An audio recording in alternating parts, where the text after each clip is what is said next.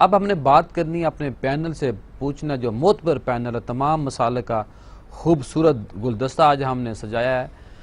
علامہ صاحب یہ بتائیے کہ اگر کوئی غیر مسلم ہو جاتا ہے تو اس کے ایک اسلامی ریاست میں کیا حقوق ہیں، اور دوسرا اگر کوئی غیر مسلم ریاست ہے اور اس کا اپنا شہری مسلم ہو جاتا ہے اور کلمہ پڑھ لیتا ہے، تو اس پر آپ روشنی ڈالیے۔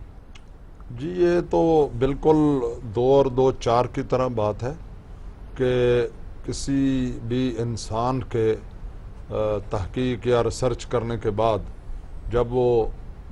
اپنی دلی رضا و رغبت سے، ظلم اور جبر سے نہیں یا طاقت کے استعمال سے نہیں،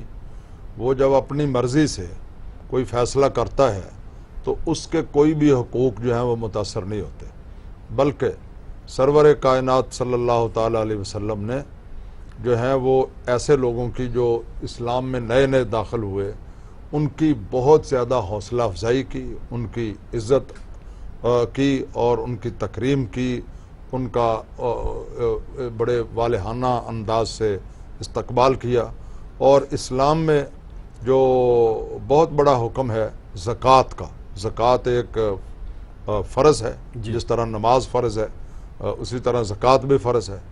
تو زکوٰۃ کے جو 8 مصارف ہیں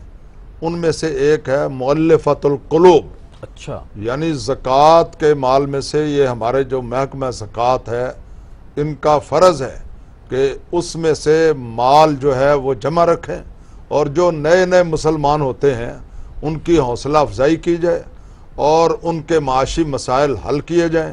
اور ان کو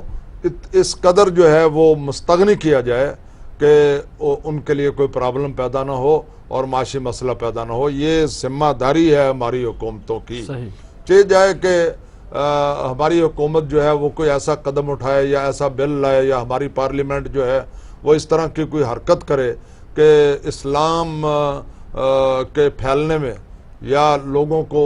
اسلام کی طرف آنے میں، جی، اللہ تعالیٰ کا بندہ بننے میں اور رسول پاک صلی اللہ علیہ وسلم کا غلام بننے کے راستے میں کوئی رکاوٹ ڈالی جائے، یہ کسی طرح بھی مناسب نہیں ہے اور کسی طرح بھی جائز نہیں ہے۔ اور یہ جو شخص ایسا کرے گا گویا دوسرے لفظوں میں وہ اللہ اور اس کے رسول کے دین کی راہ میں سد سکندری بن کے عائل ہوگا، اللہ، اور وہ خود فیصلہ کر لے کہ اس میں اور پھر ابو جہل میں اور ابو لہب میں کیا فرق باقی رہ جائے۔ صحیح۔